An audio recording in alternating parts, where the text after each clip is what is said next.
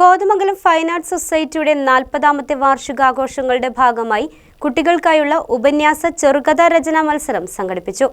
ഫാസ് ഓഡിറ്റോറിയത്തിൽ നടന്ന മത്സരത്തിൽ 100 കണക്കിന് വിദ്യാർത്ഥികൾ പങ്കെടുത്തു.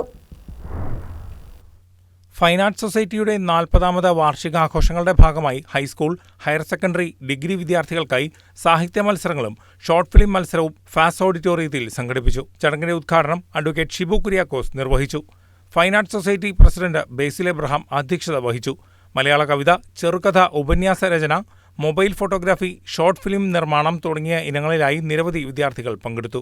ആധുനിക കാലഘട്ടത്തിൽ മലയാള ഭാഷയ്ക്കും വായനയ്ക്കും വിദ്യാർത്ഥികളിൽ എത്രമാത്രം സ്വാധീനമുണ്ടെന്നത് പരിശോധിക്കുക എന്നതായിരുന്നു ഉപന്യാസ, കവിത, ചെറുകഥാ രചനാ മത്സരങ്ങൾ കൊണ്ട് ലക്ഷ്യമാക്കിയത് എന്നും അവിശ്വസനീയമായ വിധമുള്ള പങ്കാളിത്തമാണ് കുട്ടികളിൽ നിന്നും കാണാനായതെന്നും പ്രസിഡന്റ് ബേസിൽ എബ്രഹാം വ്യക്തമാക്കി. കോതമംഗലം ഫൈൻ ആർട്സ് സൊസൈറ്റിയുടെ 40 വർഷത്തെ സാംസ്കാരിക പ്രവർത്തനങ്ങളുടെ ആഘോഷത്തിൻ്റെ ഭാഗമായിട്ടാണ് റൂബി ആനിവേഴ്സറി. അതിൻ്റെ ഭാഗമായിട്ടാണ് ഇന്നിപ്പോൾ കുട്ടികൾക്കായിട്ടുള്ള, വിദ്യാർത്ഥികൾക്കായിട്ടുള്ള സാഹിത്യ മത്സരങ്ങളോട് സംഘടിപ്പിച്ചിട്ടുള്ളത്. ഷോർട്ട് സ്റ്റോറി, പോയട്രി, എസ്സേ, ഈ 3 കാര്യങ്ങൾ മലയാളത്തിൽ. ഒരു മൊബൈൽ ഫോൺ സ്റ്റിൽ ഫോട്ടോഗ്രാഫിയുടെ മത്സരം, പിന്നീട് കോളേജ് വിദ്യാർത്ഥികൾക്കായിട്ട് ഒരു ഷോർട്ട് ഫിലിം മത്സരം. ഇത്രയും മത്സരങ്ങളാണ് സംഘടിപ്പിച്ചിട്ടുള്ളത്. നമ്മുടെ പ്രധാനപ്പെട്ട ലക്ഷ്യം മലയാളം മരിക്കാതിരിക്കുക എന്നുള്ളത് തന്നെയാണ്.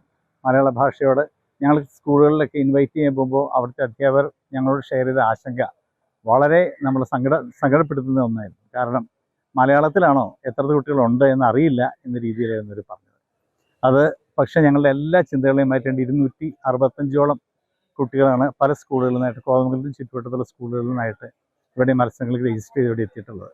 ചടങ്ങിൽ advocate Jelly Shibu, professor KM Kuriakose, Sabu Mathew, Giji Eloor, Hansi Paul, Neema Basil, Saji Mathai, Paulose Kutty Jacob, Sunil പാലക്കാടൻ, എൽദോസ് വർഗീസ്, സിനു സജി തുടങ്ങിയവർ ആശംസകൾ നേർന്ന് സംസാരിച്ചു.